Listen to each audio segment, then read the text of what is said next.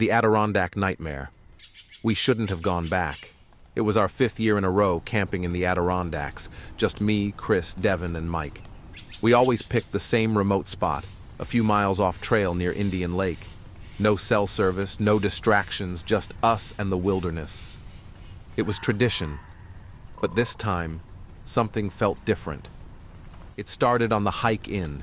We found tracks, deep, narrow imprints in the damp earth. Not deer, not bear. The spacing was wrong, like something walking upright but with elongated feet. Devin joked that it was a forest cryptid. We laughed it off, but Chris, the skeptic of the group, frowned and kept walking. That night by the fire, the woods felt too quiet. No crickets, no rustling, just an empty, suffocating silence. We sat close to the flames, cracking jokes, drinking, but there was this underlying tension. Mike said he felt like we were being watched. I told him to shut up. Then came the whistles. Soft, distant at first. A single, high-pitched note, mimicking the sound Mike had used to call us back when we'd scattered along the trail earlier. But we were all here. No one was out there. Chris, playing tough, stood up and whistled back. The forest answered, a perfect imitation of his whistle. Same tone, same pitch, echoed back from the trees. Closer this time. Nope, Devin said, standing. His voice wavered. That's not an echo. I grabbed the flashlight and scanned the woods. 2 glowing eyes reflected back from the trees, too high off the ground to be an animal. They didn't blink, they just stared. The fire crackled between us and it, whatever it was. Mike swore under his breath. That's gotta be a person. Chris wasn't so sure. He muttered something about the old Algonquin legends, Wendigos.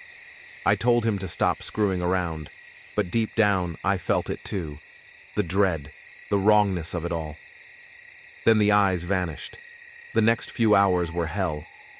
No one wanted to admit we were scared, but we barely spoke, just sat close to the fire, jumping at every snap of a twig. At some point, we heard footsteps circling the camp, slow, deliberate, keeping just beyond the fire's glow.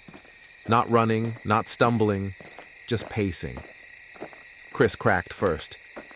Screw this, we leave at first light. We didn't sleep. Every so often we'd hear low, guttural breathing from the tree line. It sounded hungry. At dawn, we packed up fast, not even eating, just moving. We took a different path back. Mike swore he saw something in the trees behind us, but we didn't stop to check. Then the forest came alive. Branches snapped on both sides of the trail, the sound of something running parallel to us. Fast, too fast. Mike was the first to lose it. What if it's hunting us? He was breathing too fast, hands shaking. Devin told him to shut up, but I could hear the fear in his voice. Then Chris stopped dead in his tracks. Oh, fuck. We followed his gaze to something hanging from a tree. A deer, skinned inside out, its ribcage pried open like fingers. Fresh, still dripping. We ran. It followed. The last mile was a blur of snapping branches, shadows moving in the corner of my vision, the sound of something keeping pace with us, but never stepping into the daylight. We made it to the road, panting, sweating, too scared to speak. Only then did we look back. Nothing. The trees stood still, the silence returned, as if the forest had never been disturbed. We never talked about it after that. No texts, no calls, nothing. We never went back. But sometimes, late at night, I still hear it. That whistle. And I wonder if it still remembers us.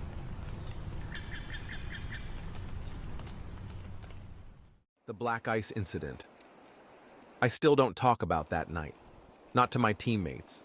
Not to my mom. Not to anyone. But I think about it every time I pass that stretch of road on my way home. I was 10. We had just won a big game. One of those small-town Canadian matchups, where the whole rink shakes with every goal, where dads slap the glass and moms lose their voices screaming. My dad was our coach, and after the game, we loaded up our gear into our old Chevy Suburban, the one with the back seat that smelled like old hockey tape and winter air. It was already past 9, and the roads were freezing over. We were cutting through the back roads, the ones with nothing but forest on either side, when it happened. Black ice. I barely felt it at first, just a quick shift in weight.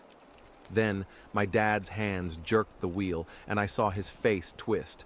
Just a second, but enough for me to know he wasn't in control anymore. The truck spun sideways, headlights sweeping across the empty road, and then, boom! We slammed backward into the snowbank at the bottom of a deep ditch.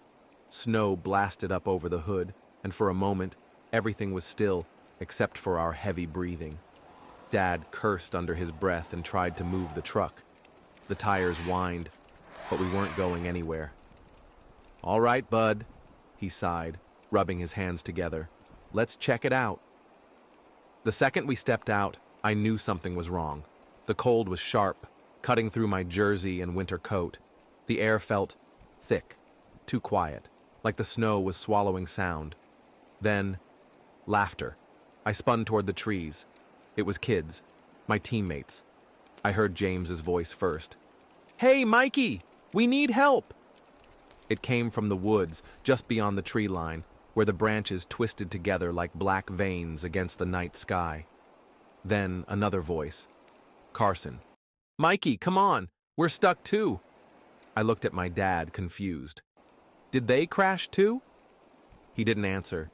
He just stared into the trees, his breath coming in white clouds. Then James's voice came again, but this time, it was wrong. Stretched, gurgling, like it was breaking apart. More voices joined in, overlapping, echoing, twisting together into something unnatural. "Come out, Mikey. Come into the trees." I froze. The hairs on my arms rose. I knew those voices, but they weren't right. The laughter turned to something else. Low growls, choking, gurgling noises, the snap of branches. Then, from the dark, it moved. A shape, too big, too crooked. Limbs bending wrong, jerking forward like it didn't know how to walk. Dad grabbed my arm and yanked me toward the truck. "Go, now!" I scrambled inside as he slammed the doors and hit the locks. Through the fogged-up windows, we saw it come closer. A hulking figure, black against the snow. No eyes, just a gaping hole where its face should have been. Its arms were too long, dragging along the ground.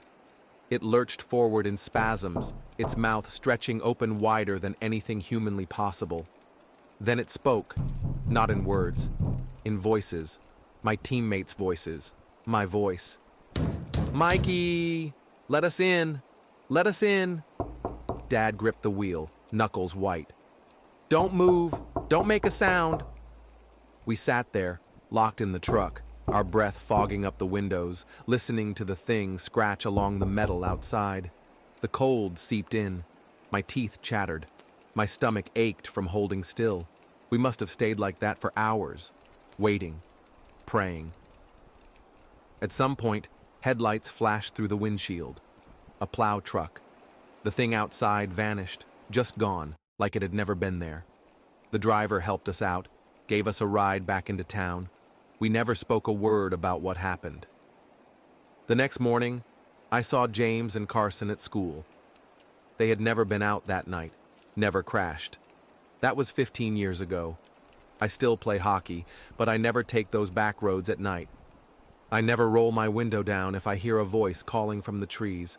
And sometimes, when the air gets real still, when the cold bites at my skin, I swear I still hear it, calling my name.